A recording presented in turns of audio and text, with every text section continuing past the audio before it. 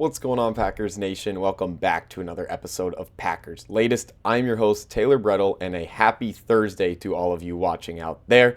It is going to be a fun episode today. Lots of positives to look for the Green Bay Packers ahead of their game on Sunday against the Chicago Bears. If you're new to the channel, feel free to subscribe, leave a like, turn on a notification bell. Want to add you to the community of fans of the green and gold, Green Bay Packers. And if you're here returning for yet another video, I appreciate the support as we have officially reached episode 20 and looking to add many more throughout the week and beyond. We're starting off this episode with something pretty neat for Mr. Jordan Love, the quarterback of the Green Bay Packers. He was named NFC Offensive Player of the Week after that dominating performance that he had on Thanksgiving. Love finished 18 of 30 with 4 touchdowns and no interceptions with 234 passing yards.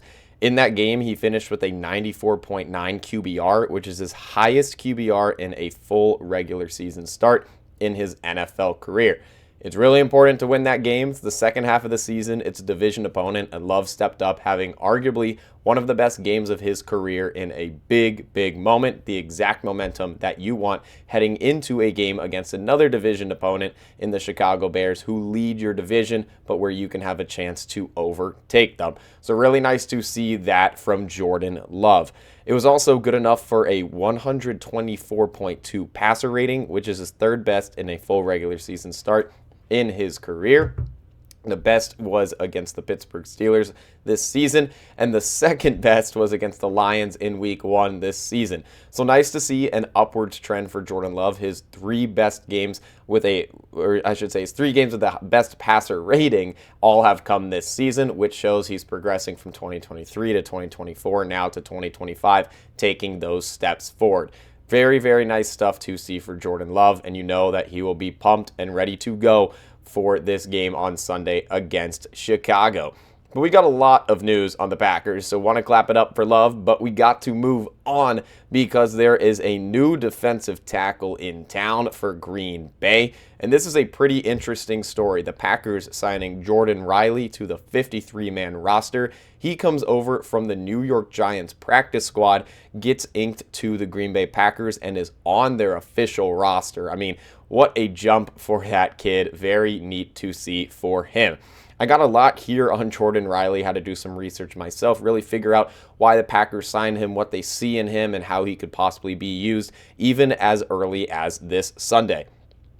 So some of these notes I have here are from a USA Today article written by Christopher Kuhagen of the Milwaukee Journal Sentinel. So go make sure to check that out. I'll touch on a lot of things from that, but it is a very good piece overall.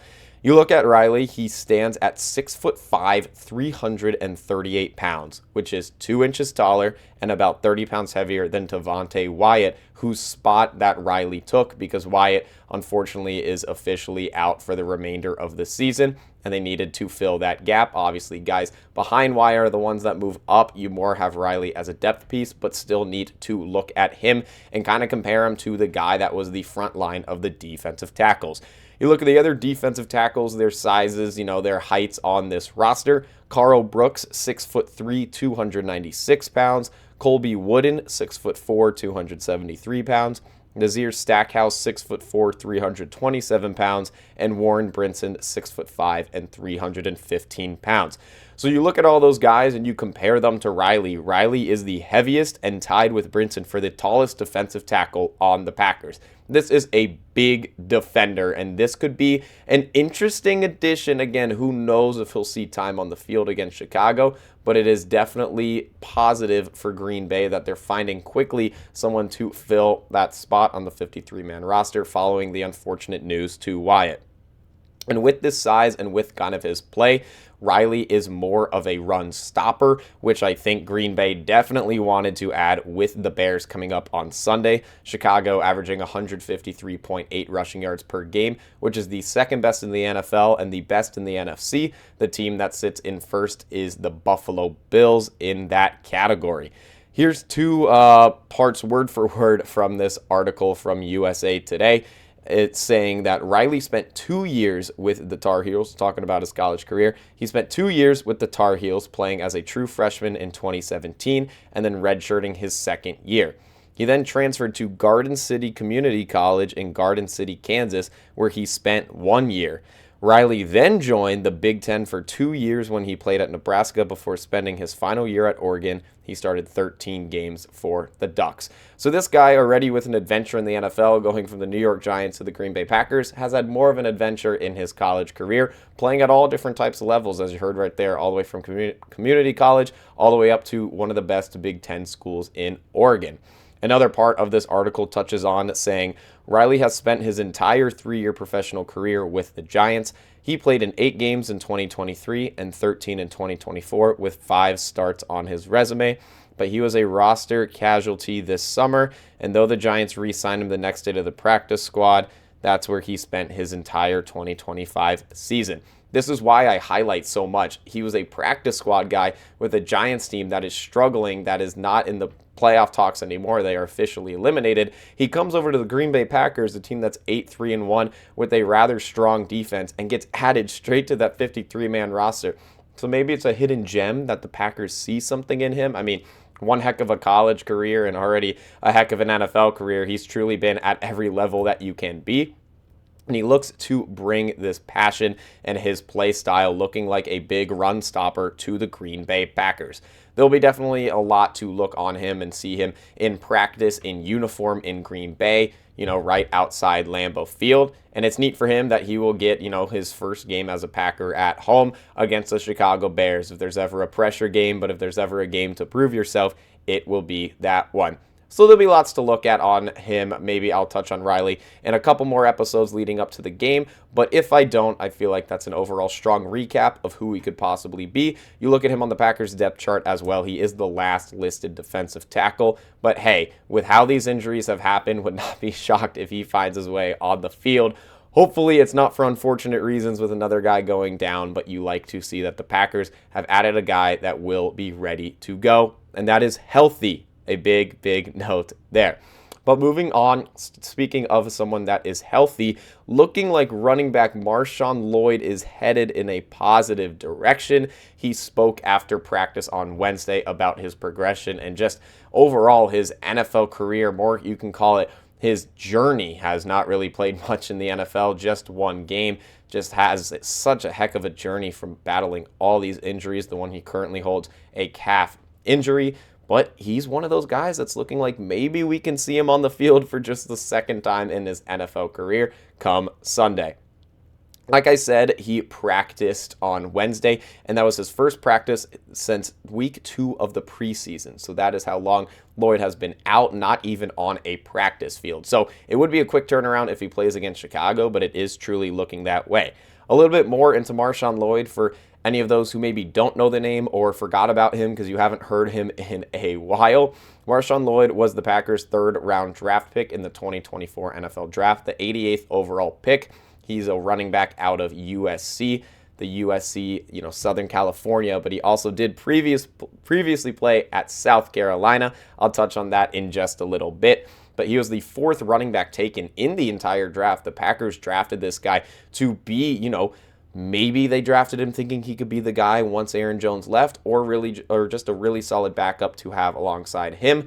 But, the Packers let Aaron Jones go. They brought in Josh Jacobs that year in 2024, looking like Lloyd and Jacobs could be some strong duo. But Lloyd has just been battling so many injuries, has not been able to find the field, but maybe now is finally his time.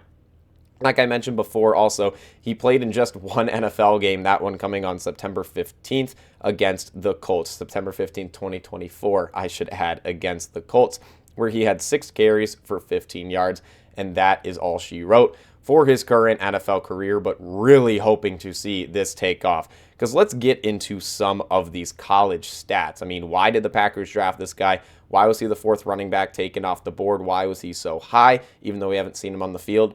Well, these stats speak for themselves. So like I said, he's played at 2 of the SC schools, played 3 years in college, his first 2 at South Carolina, and his last at USC, the Southern California. And to note with that USC team, he played alongside Caleb Williams. Caleb Williams and him were the 2 guys that was really a dynamic duo at that school, and really fun to watch. I think USC only went 7-5 that season, but man, that offense could move the ball, and they made it look pretty.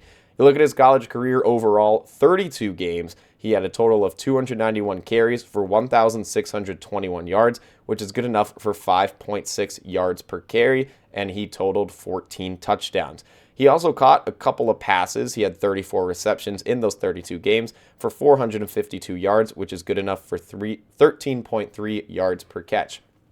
So Lloyd, definitely a dual threat ability. I know that only averages out to about 1 catch a game, but the fact that they're going for an average of 13.3 yards shows that he is kind of a route runner as well and could be a really big piece to add back when they play Chicago on Sunday. On the depth chart, he is still listed as the number 4 running back. You do have guys like, obviously, Josh Jacobs is the number 1. Emmanuel Wilson sits at number 2. Chris Brooks at number 3. Marshawn Lloyd behind all of those guys. Emmanuel Wilson more of the runner out of the backups. Chris Brooks more of a blocker, but he still gets his touches. It'll be interesting to see where Lloyd falls in and truly how that depth chart, if it really follows that 2-3-4 order, or if all these guys kind of play the same amount of time. But Lloyd, a guy looking like he's back from injury. We got to go to the overall injury report for the Green Bay Packers that was released on Wednesday, their first injury report of the week. Going to read down this list, pretty fast, but then get into the specifics because there are unfortunately a lot of names on this Packers injury report.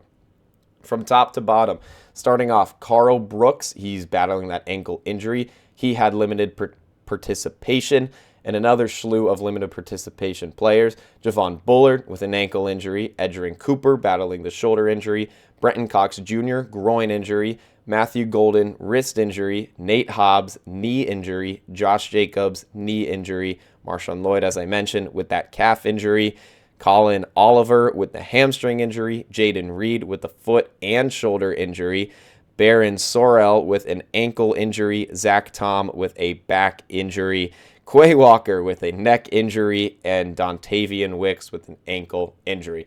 I know I just spit all those out, but those are all the guys on the injury report that had limited participation in practice. The only one with a full participation in practice was Jordan Love with that left shoulder injury.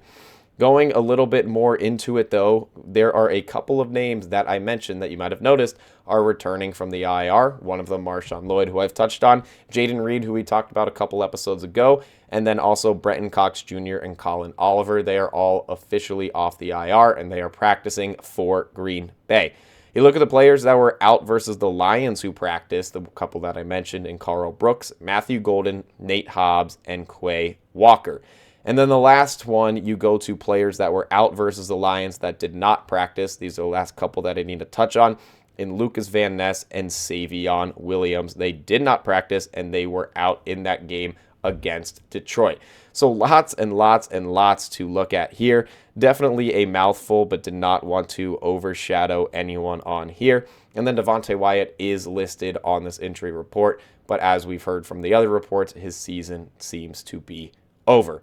But the IR guys coming back is huge for Green Bay. Who knows how many of them will actually play on Sunday, but my gosh, you look at this from an offensive side, if you can have Marshawn Lloyd and Jaden Reed back, two guys that seem really active in these practices, that would be a pretty big boost to a Green Bay offense that thrived against Detroit. And even Brenton Cox Jr., who has been out, that, like I mentioned about 2 episodes ago, a lot of people forgot about him, but he is a solid depth piece on defense. And Colin Oliver, who we are yet to see. So lots of question marks, lots of what can they do, especially with Oliver and Lloyd. But it's nice to see them starting to come back. And once again, going to those players that were out against the Lions who practice, Karl Brooks would be a huge guy to get back with Wyatt out. You got Matthew Golden, who seemed like maybe he was going to be back in that game against Detroit, but he is battling an injury in his own with that wrist. Looks like he could be good to go Sunday, but this is why we got to look at the injury report on a Thursday, on a Friday, on that Saturday, all the way up until the game on Sunday. Nate Hobbs, he's a guy that has been out for a while. Would be huge to have him back in that thin cornerback room. And then Quay Walker, the captain of that Packers defense. You've had Isaiah McDuffie, who's filled his role really well, but it's really hard to beat the talents of Quay Walker. So who knows how many of these guys will truly come back. We'll get a better guide as we look on later in the week, but nice to see a lot of positives within that injury report. But that was a mouthful, lots of names to spit out there for the injury report, but always hoping for positive news as we look on throughout the week. The Packers just a couple of days away from playing the Chicago Bears in Green Bay on Lambeau Field at that 4:25 p.m. Eastern Standard Time kickoff, the Fox America's game of the week. Getting excited for it, but we'll still have a lot to talk about before we watch the Green Bay Packers take on the Chicago Bears. But as always, with another episode of Packers Latest, I appreciate you guys tuning in, and go Pack Go.